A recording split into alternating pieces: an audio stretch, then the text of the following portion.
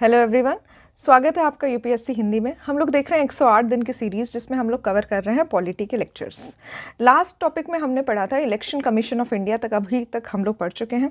अब आज से हम लोग स्टार्ट करेंगे नया टॉपिक जो है पॉलिटिकल पार्टीज़। इसके बाद हम लोग कॉन्स्टिट्यूशन अमेंडमेंट्स पढ़ेंगे और अगर हो पाया तो ऑफिशियल लैंग्वेज भी पढ़ेंगे। ठीक है, तो ये 3 टॉपिक्स मैं आज कवर करूँगी। स्टार्ट करते हैं फर्स्ट टॉपिक से, पॉलिटिकल पार्टी, जिसमें राजनीतिक दल होते हैं। तो इसमें हम लोग फोकस कर रहे हैं नेशनल पार्टीज़ में, वो सभी पार्टीज़ जो इलेक्शन में पार्ट लेती हैं। ठीक है, तो यहाँ पे लोक प्रतिनिधित्व अधिनियम 1951 के अनुसार राजनीतिक दलों के पंजीकरण का प्रावधान दिया गया है। ठीक है, तो रजिस्ट्रेशन ऑफ पॉलिटिकल पार्टीज़ के बारे में बताया गया है पीपल्स रिप्रेजेंटेटिव एक्ट 1951 के द्वारा। इसके बाद आता है 52nd कॉन्स्टिट्यूशनल अमेंडमेंट एक्ट 1985। इसके द्वारा राजनीतिक दलों को प्रथम बार 1985 में संवैधानिक मान्यता मिली थी और ये अधिनियम लागू हुआ था 1985 से। ठीक है, तो 1 मार्च 1985 से लागू किया गया था। डेट इंपॉर्टेंट नहीं है, बस आपको 52nd कॉन्स्टिट्यूशनल अमेंडमेंट एक्ट 1985 याद रखना है। इसके साथ ही 52nd कॉन्स्टिट्यूशनल अमेंडमेंट एक्ट के द्वारा भारतीय संविधान में 10वीं अनुसूची को जोड़ा गया था, जिसमें दल बदल कानून को रोकने का प्रावधान था। ठीक है, तो 10th schedule related with anti defection law. यहाँ पे आपको बताना है कि 52nd कॉन्स्टिट्यूशनल अमेंडमेंट एक्ट कौन से ईयर में आया था। ठीक है, तो यहाँ पे ईयर आप बता सकते हैं, सर्च कर लीजिएगा।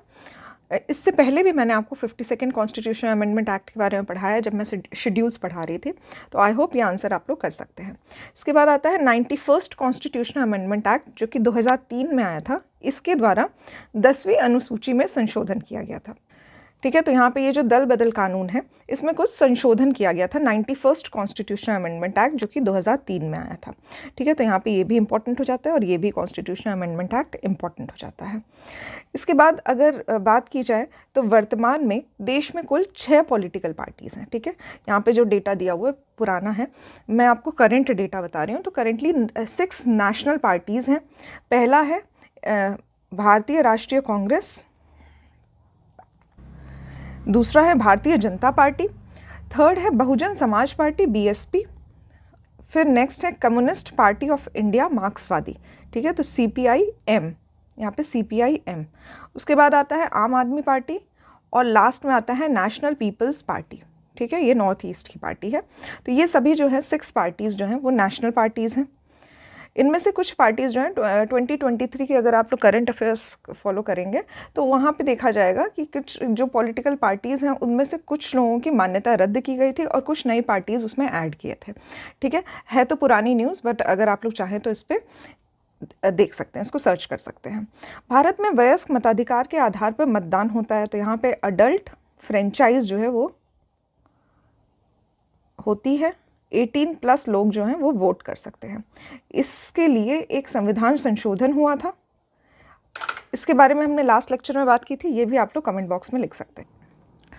नेक्स्ट यहाँ पे दिया हुआ है कि भारतीय राष्ट्रीय कांग्रेस में राष्ट्रीय शब्द जो है वो ब्रिटिश शासन के विरुद्ध प्रक्रिया से प्रभावित है। ठीक है, तो यहाँ पे ये भी पॉइंट एक इम्पॉर्टेंट हो सकता है, देख सकते हैं इसको आप। फिर है इंडियन नेशनल कांग्रेस के जो प्रथम अध्यक्ष थे वो थे WC बनर्जी। ठीक है, इसकी स्थापना जो है वो 1885 में हुई थी। इसके साथ ही भारतीय जनता पार्टी के प्रथम अध्यक्ष जो थे वो अटल बिहारी वाजपेयी थे और इसका फॉर्मेशन जो है वो 1980 में हुआ था। यहाँ पे जो नेशनल पार्टीज़ हैं इनके फॉर्मेशन ईयर्स से रिलेटेड भी क्वेश्चन आते हैं। कभी कभी डायरेक्ट क्वेश्चन पूछ लिए जाते हैं और कभी match the following type questions आते हैं, तो इसका फॉर्मेशन ईयर्स पढ़ना बहुत ज़रूरी होता है। तो यहाँ पे इंडियन नेशनल कांग्रेस का फॉर्मेशन हुआ था 1885 में और बीजेपी का फॉर्मेशन हुआ था 1980 में। भारतीय जनता पार्टी का गठन 1980 में हुआ था। इंडिपेंडेंट लेबर पार्टी, जिसकी स्थापना BR अम्बेडकर के द्वारा हुई थी, ये 1936 में हुई थी। वर्तमान में सक्रिय कम्युनिस्ट पार्टी ऑफ इंडिया। ठीक है, तो यहाँ पे CPI की बात हो रही है। CPI और CPI-M, communist party of India मार्क्सवादी, ये दोनों अलग पार्टीज़ हैं। CPI की अगर हम लोग बात करें तो 1925 में इसका फॉर्मेशन हुआ था। ठीक है, कम्युनिस्ट पार्टी ऑफ इंडिया। ठीक है, इसके फाउंडर मेंबर कौन थे ये आप लोग बता सकते हैं कमेंट बॉक्स में। कम्युनिस्ट पार्टी ऑफ इंडिया, क्योंकि मॉडर्न हिस्ट्री भी आपकी साइड बाय साइड चल रही है तो उसी से रिलेटेड ये एक क्वेश्चन है। कमेंट बॉक्स में इसका आंसर करिए, सर्च कर सकते हैं आप लोग। इसके साथ ही CPI मार्क्सवादी पार्टी जो है इसकी स्थापना 1964 में हुई थी। ठीक है, है, तो ये एक नेशनल पार्टी है, इसको आप लोग याद कर सकते हैं। 1964 में इसकी स्थापना हुई थी। इसके बाद आम आदमी पार्टी जो है उसकी स्थापना हुई थी 2000 में, 2012 में हुई थी, ठीक है, करेक्ट कर लीजिए इसको। और जो यहाँ पे पीपल्स पार्टी है, ठीक है, नेशनल पीपल्स पार्टी, इसका जो फॉर्मेशन है वो 2013 में हुआ था, ठीक है। तो यहाँ पे ये सभी ईयर्स जो है वो काफ़ी इंपॉर्टेंट है। 2012 में आम आदमी पार्टी, 2013 में नेशनल पीपल्स पार्टी। सीपीआई मार्क्सवादी जो है उसका फॉर्मेशन हुआ था 1964 में, 1964 में। बीजेपी का फॉर्मेशन हुआ था 1980 में, और इंडियन नेशनल कांग्रेस का फॉर्मेशन हुआ था 1885 में। इसके साथ ही एक पार्टी बच गई है जो है बीएसपी। बीएसपी, इसका फॉर्मेशन हुआ था 1984 में, ठीक है, 1984। तो ये डिटेल्स जो है वो आप लोग याद कर सकते हैं। राजनीतिक दल से संबंधित जो क्वेश्चंस हैं वो काफ़ी कम आते हैं, या तो वो एंटी डिफेक्शन लॉ पे बेस्ड आते हैं या फिर उनके ईयर फॉर्मेशन से, और जो नेशनल पार्टीज़ हैं इनकी लिस्ट से ही क्वेश्चन पूछे जाते हैं। तो यहाँ पे बस हम लोग राजनीतिक दल से बस इतना ही पढ़ेंगे। नेक्स्ट टॉपिक हम लोग स्टार्ट करेंगे संविधान संशोधन, ठीक है। तो ये आता है पार्ट 20 में। पार्ट 20 आर्टिकल 368 जो है वो संबंधित है संविधान के संशोधन से, ठीक है। तो यहाँ पे संविधान की अगर बात की जाए तो चाहे जितना भी सोच समझ के बनाया जाए, समय के साथ, काल और परिस्थिति के साथ कुछ संशोधन की ज़रूरत पड़ ही जाती है, ठीक है। तो इसीलिए संविधान के संशोधन में एक पर्टिकुलर क्लॉज रखा गया जिसके अनुसार कभी भी अगर उसमें चेंज करना हो तो अगर आप लोग इस आर्टिकल को फॉलो करते हैं तो चेंजेस किए जा सकते हैं कॉन्स्टिट्यूशन में। भारतीय संविधान के भाग 20 के अंतर्गत आर्टिकल 368 में संसद को संविधान के संशोधन की शक्ति प्रदान की गई है, ठीक है। तो संसद के द्वारा ही संविधान को संशोधित किया जा सकता है। 3 प्रकार से संशोधन किए जा सकते हैं। एक होता है साधारण बहुमत से, जिसको सिंपल मेजॉरिटी कहते हैं। दूसरा हो सकता है विशेष बहुमत से, स्पेशल मेजॉरिटी कही जाती है। और थर्ड होता है स्पेशल मेजॉरिटी के साथ साथ स्टेट के द्वारा रेक्टिफाइड भी होना चाहिए, ठीक है। तो विशेष बहुमत तथा राज्यों से अनुमोदन के बाद संशोधन किया जा सकता है, ठीक है। तो ये तीनों प्रोसेस जो होते हैं इसके द्वारा कॉन्स्टिट्यूशनल अमेंडमेंट एक्ट पास किया जा सकता है। संविधान में संशोधन के लिए विधेयक संसद के किसी भी सदन में प्रस्तुत किया जा सकता है, तो ये काफ़ी इंपॉर्टेंट है। इधर लोकसभा और राज्यसभा किसी में भी इसमें प्रपोज किया जा सकता है। फिर यहाँ पे हम लोग एग्जाम्पल देखेंगे उन सभी केसेस में जिसमें कि स्पेशल मेजॉरिटी की भी ज़रूरत होती है और साथ ही राज्यों के द्वारा रेक्टिफिकेशन की भी ज़रूरत होती है, ठीक है। तो यहाँ पे कुछ केसेस दिए हुए हैं जिसमें संसद में विशेष बहुमत के साथ साथ कम से कम आधे राज्य के विधानमंडल द्वारा इसको पास किया गया, ठीक है। तो यहाँ पे फर्स्ट है राष्ट्रपति का निर्वाचन एवं उसकी प्रक्रिया, ठीक है। प्रेसिडेंट का इलेक्शन और साथ ही जो प्रोसेस होता है इलेक्शन का। दूसरा है संसद में राज्यों का प्रतिनिधित्व, ठीक है। अगर कोई भी नंबर्स चेंज करने हैं, जो भी एमपी के वहाँ पे लोकसभा या राज्यसभा की जो भी सीट्स हैं, यदि उसमें परिवर्तन करना है राज्यों से संबंधित, उस केस में भी इस तरह की ज़रूरत होती है कि स्पेशल मेजॉरिटी भी चाहिए और साथ ही स्टेट्स द्वारा रेक्टिफाइड भी होना चाहिए। संघ और राज्यों के बीच में जो विधायी शक्तियाँ हैं, इसका विभाजन जो कि 7th शेड्यूल में दिया हुआ है, ठीक है। तो 7th शेड्यूल में जो भी दिए हुए हैं फेडरल लिस्ट और साथ ही यूनियन लिस्ट, उसके जो लेजिस्लेटिव पावर्स है उससे संबंधित। जीएसटी काउंसिल से संबंधित जो कि 279A में वर्णित है। तो 279 जो है वो जीएसटी से संबंधित है। इसमें भी अगर कोई परिवर्तन करना रहता है तो वो स्पेशल मेजॉरिटी और साथ ही स्टेट के द्वारा रेक्टिफाइड भी होना चाहिए। यूनियन या फिर स्टेट की कार्यपालिका की शक्ति का विस्तार अगर करना हो, सर्वोच्च न्यायालय एवं उच्च न्यायालय से संबंधित कोई प्रावधान हो, संविधान संशोधन की संसद की शक्ति और उसकी प्रक्रिया। तो यहाँ पे ये सभी जो है वो काफ़ी इंपॉर्टेंट हो जाते हैं क्योंकि इसके लिए आपको स्पेशल मेजॉरिटी के साथ साथ स्टेट का रेक्टिफिकेशन भी रिक्वायर्ड होता है। संविधान के अनेक उपबंधों में संसद दोनों सदनों के साधारण बहुमत से संशोधित कर सकती है, ठीक है। तो कुछ ऐसे भी प्रक्रिया हैं जिसमें सिर्फ सिंपल मेजॉरिटी से भी संशोधन किया जा सकता है, ठीक है। यहाँ पे सिंपल मेजॉरिटी की बात की गई है। लास्ट लेक्चर में मैंने आपको जब इमरजेंसी पढ़ाया था तो इमरजेंसी में 2 ऐसी इमरजेंसी के बारे में बताया था जो सिंपल मेजॉरिटी से पास की जा सकती हैं। उन दोनों इमरजेंसी का नाम जो है वो आपको कमेंट बॉक्स में लिखना है। यहाँ पे सिंपल मेजॉरिटी के लिए एग्जाम्पल हो जाएगा कि इसके द्वारा भी कुछ चेंजेस किए जा सकते हैं। इसके साथ ही यदि नए राज्यों का प्रवेश या गठन, नए राज्यों का निर्माण और उनके क्षेत्र सीमाओं या संबंधित राज्यों के नाम में परिवर्तन करना हो, ठीक है, तो इसके लिए भी सिंपल मेजॉरिटी की ही ज़रूरत होती है। सिंपल मेजॉरिटी, दोनों सदनों द्वारा सिंपल मेजॉरिटी से पास हो जाते हैं ऐसे बिल। ये व्यवस्थाएं जो है वो आर्टिकल 368 में दी गई हैं। आर्टिकल 368 अभी भारतीय संविधान के जो संशोधन है उनके बारे में एक आइडिया आपको देते हैं। डिफरेंट कॉन्स्टिट्यूशनल अमेंडमेंट एक्ट हम लोग देखेंगे।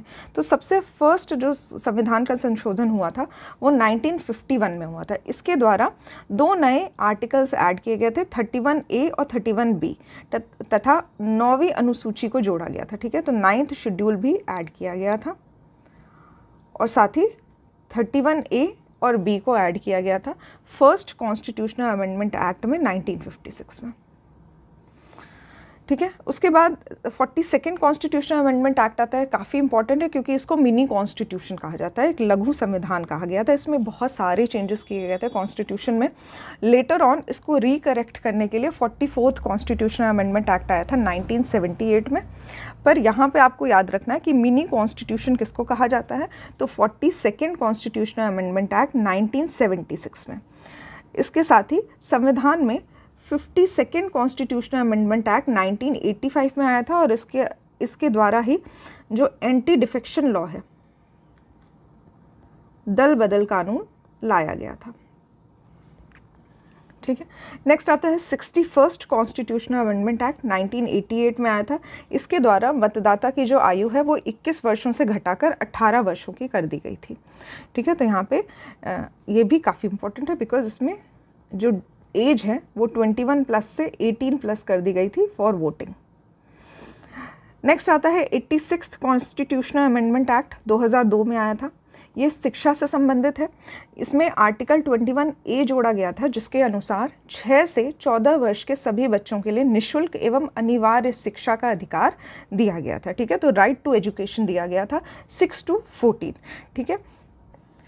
नेक्स्ट आता है 91st कॉन्स्टिट्यूशनल अमेंडमेंट एक्ट जो कि 2003 में आया था। इसके द्वारा जो काउंसिल ऑफ मिनिस्टर्स का फॉर्मेशन होता है,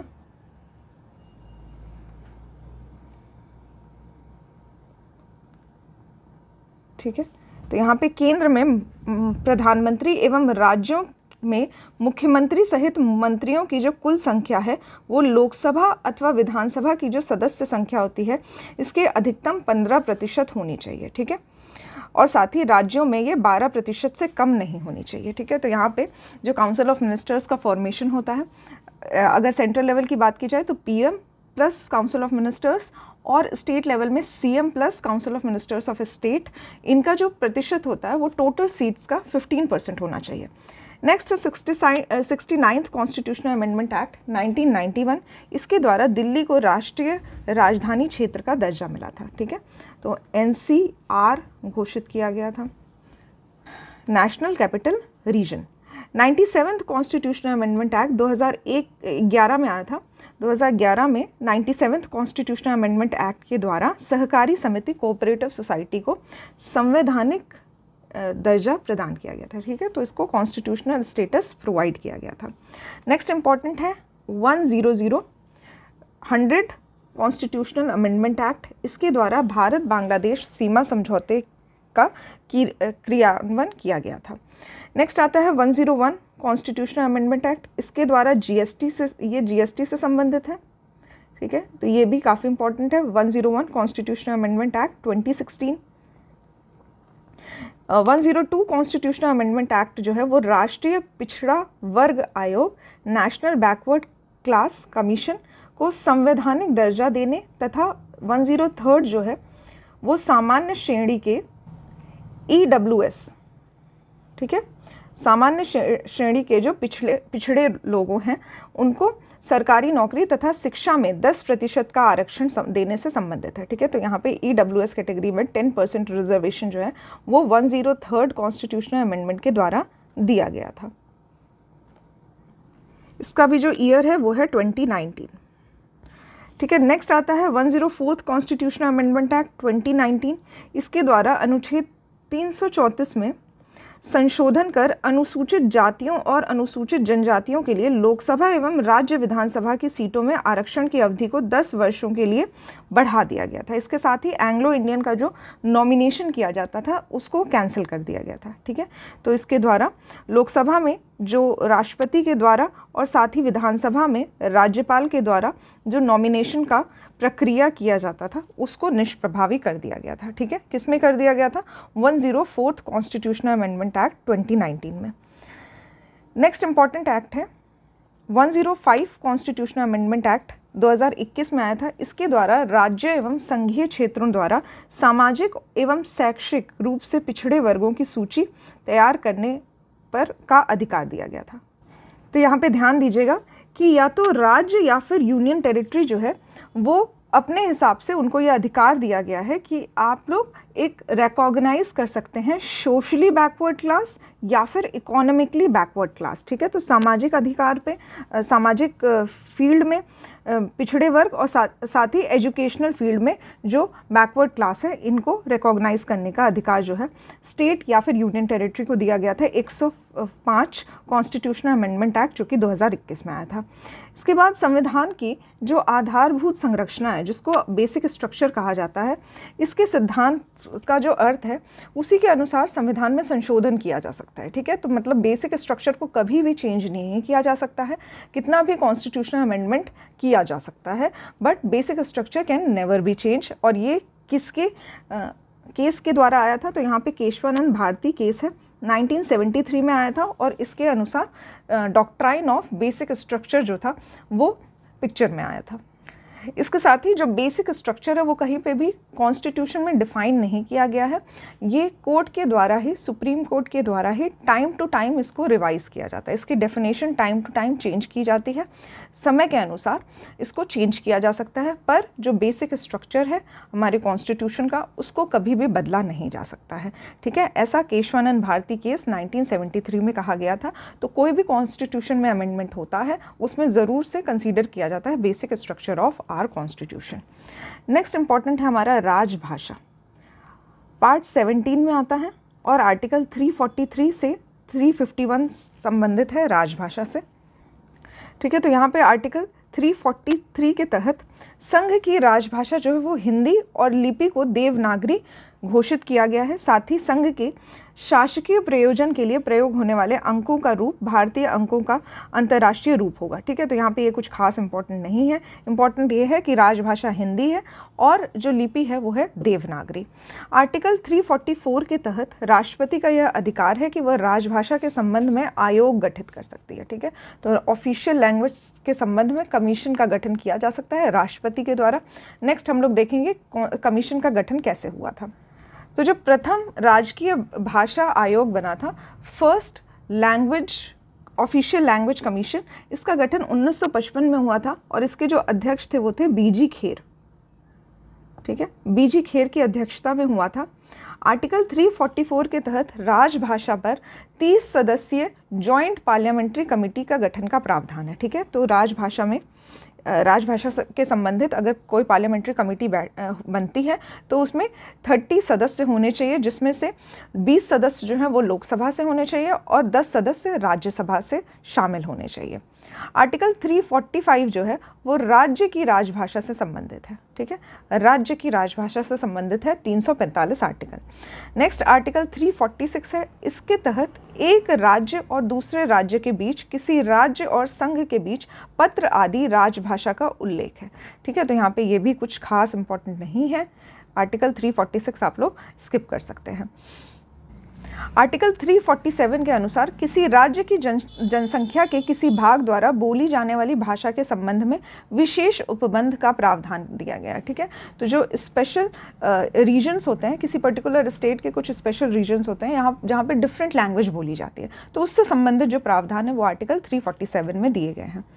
अगर 14 सितंबर 1949 की बात की जाए तो इस दिन हिंदी को संवैधानिक रूप से राजभाषा घोषित की गई थी, इसीलिए 14 सितंबर को हिंदी दिवस के रूप में मनाया जाता है। ठीक है, तो 14 सितंबर 1949 को हिंदी को एज अ ऑफिशियल ठीक है, तो यहाँ पे ऑफिशियल लैंग्वेज कहा जाता है। इसके साथ ही हिंदी और इंग्लिश दोनों को ही ऑफिशियल लैंग्वेज ऑफ इंडिया कहा जाता है। तो यहाँ पे ऑफिशियल लैंग्वेज ऑफ इंडिया जो है,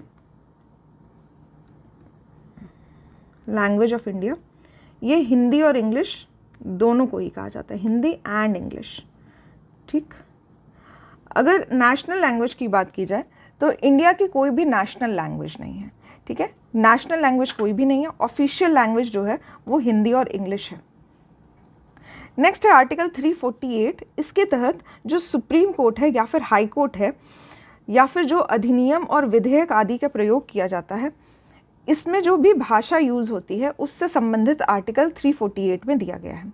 आर्टिकल 348 का मतलब इसी का अगर सब क्लॉज देखें हम लोग तो इसके तहत हाई कोर्ट और सुप्रीम कोर्ट की जो सभी कार्रवाई होगी वो अंग्रेजी भाषा में होगी। ठीक है, ये इम्पॉर्टेंट है क्योंकि यहाँ पे इंग्लिश को as a official language use करने का प्रावधान है सुप्रीम कोर्ट या फिर हाई कोर्ट के द्वारा। आर्टिकल 350 क के तहत प्राथमिक स्तर पर मातृभाषा में शिक्षा की सुविधा का प्रावधान किया गया है। तो यहाँ पे 350A जो है वो प्राइमरी एजुकेशन के लिए जो भी स्टेट लैंग्वेज है या फिर जो भी मदर टंग है किसी भी चाइल्ड की, वो यूज़ किया जा सकता है प्राइमरी लेवल की एजुकेशन देने के लिए। ठीक है, तो यहाँ पे इसका प्रावधान किया गया है आर्टिकल 350A में। इसके साथ ही 350B जो है वो लिंग्विस्टिक माइनॉरिटी की बात करता है। भाषाई आधार पे अल्पसंख्यक वर्गों के लिए विशेष अधिकारी की नियुक्ति राष्ट्रपति के द्वारा की जाती है, ऐसा उपबंध जो है वो 350B में किया गया है। ठीक है, माइनॉरिटीज़ की अगर हम लोग बात करते हैं तो ठीक है, माइनॉरिटीज़ जो होती है वो दो टाइप की होती है, हमारे कॉन्स्टिट्यूशन में डिफाइन किया गया है आर्टिकल 29 में, जिसमें लिंग्विस्टिक भाषाई अधिकार पे माइनॉरिटीज़ और उसके साथ ही रिलीजियस आधार पे जो माइनॉरिटीज़ हैं, ऐसे दो टाइप्स बताए गए हैं। आर्टिकल 351 की बात की जाए तो इसमें हिंदी भाषा के विकास से संबंधित निर्देश दिए गए हैं। शेड्यूल्स की बात की जाए तो 8th शेड्यूल जो है, 8th शेड्यूल ये ऑफिशियल लैंग्वेज से संबंधित है। ठीक है, 8वीं अनुसूची में पहले 14 लैंग्वेज हुआ करती थी। स्टार्टिंग में जब संविधान बना था उस टाइम पे 14 लैंग्वेज जो थी उसको ऐड किया गया था 8th शेड्यूल में। उसके बाद इसमें काफ़ी अमेंडमेंट होते हैं। अमेंडमेंट जो है वो काफ़ी इंपॉर्टेंट है क्योंकि इससे भी डायरेक्ट क्वेश्चन पूछे जाते हैं। करेंटली जो है वो 22 लैंग्वेजेस हैं और लेटर ऑन भी इसको हम लोग 1 बाय 1 देखते हैं। तो सबसे पहले है 21st कॉन्स्टिट्यूशनल अमेंडमेंट एक्ट जो कि 1967 में आया था।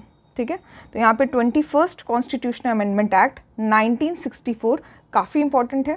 इसमें सिंधी भाषा को जोड़ा गया था। ठीक है, तो ये 14th लैंग्वेज में एक नेक्स्ट 15th लैंग्वेज ऐड की जाती है जो है Sindhi. Then 71st constitutional amendment act के द्वारा 1992 में आया था। इसके द्वारा कोंकणी, मणिपुरी और नेपाली लैंग्वेज जोड़ी गई थी। इसको याद कर सकते हैं आप, KNM। ठीक है, जिसमें M जो है वो मणिपुरी है, N नेपाली है और K से कोंकणी है।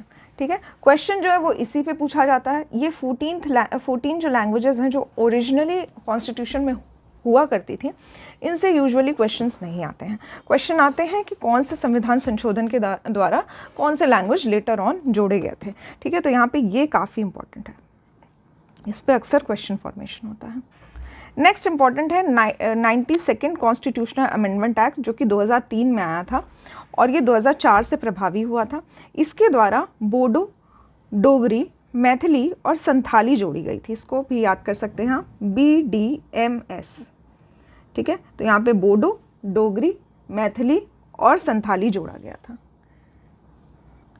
नेक्स्ट है 96th कॉन्स्टिट्यूशनल अमेंडमेंट एक्ट 2011 में आया था। इसके द्वारा उड़िया भाषा का नाम परिवर्तन करके ओडिया कर दिया गया था। ठीक है, तो ये भी याद रख सकते हैं आप चाहें तो, बट यूजुअली जो है जो स्टार्टिंग कॉन्स्टिट्यूशनल अमेंडमेंट एक्ट है जिसमें 21st है, 72nd है और 92nd है, ये काफ़ी इंपॉर्टेंट है।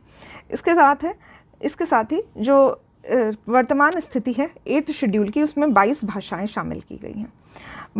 भाषा शास्त्रीय दृष्टि से द्रविड़ परिवार की भाषा ब्राहुई है। तो यहाँ पे एक ये नया वर्ड मिला है, ये द्रविड़ परिवार की भाषा है जो कि ओरिजिनली जो है बलूचिस्तान की भाषा हुआ करती थी, ठीक है। तो इस पे बेस्ड कभी क्वेश्चन आया रहा होगा, इसलिए इसको शामिल किया गया है नोट्स में। बाकी जो भी मैंने आपको ऑफिशियल लैंग्वेज से रिलेटेड बातें बताई हैं वो सभी जो है वो काफ़ी इंपॉर्टेंट है, ठीक है। तो यहाँ पे कॉन्स्टिट्यूशनल अमेंडमेंट एक्ट आपको याद रखने हैं, इसके साथ ही ऑफिशियल लैंग्वेज कौन से शेड्यूल में आती है ये आपको याद रखना है, कितने आर्टिकल जो हैं वो संबंधित है ऑफिशियल लैंग्वेज के साथ ही इसका जो पार्ट है, ये सभी बातें आपको याद रखनी है। ऑफिशियल लैंग्वेज से इतने ही क्वेश्चन पूछे जाते हैं।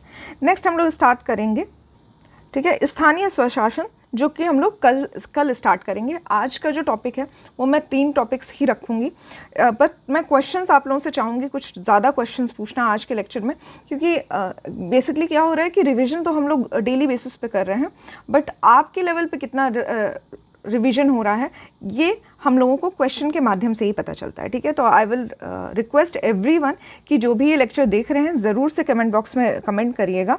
फर्स्ट क्वेश्चन है 101 कॉन्स्टिट्यूशनल अमेंडमेंट एक्ट किससे संबंधित है, इसके साथ ही 102 कॉन्स्टिट्यूशनल अमेंडमेंट एक्ट किससे संबंधित है। नेक्स्ट क्वेश्चन है 103 और 104, ठीक है। ये सभी कॉन्स्टिट्यूशनल अमेंडमेंट एक्ट अक्सर पूछे जाते हैं, इसीलिए मैंने आपसे एक साथ चारों का बारे में पूछा है। नेक्स्ट है 71st कॉन्स्टिट्यूशनल अमेंडमेंट का ईयर बताना है, इसके साथ ही कौन सी लैंग्वेजेस जो थी वो इसमें जोड़ी गई थी 8th शेड्यूल में इसके द्वारा। थर्ड, नेशनल पार्टीज़ में से मैं 3 पार्टीज़ बोल रही हूँ और इन सभी पार्टीज़ का आपको ईयर ऑफ फॉर्मेशन बताना है। तो सबसे पहले है नेशनल पीपल्स पार्टी, दूसरा है CPI मार्क्सवादी, एंड थर्ड है BJP। इन सभी का फॉर्मेशन ईयर्स आपको कमेंट बॉक्स में बताना है, ठीक है। तो यहाँ पे एंड होता है आज का पर्टिकुलर लेक्चर।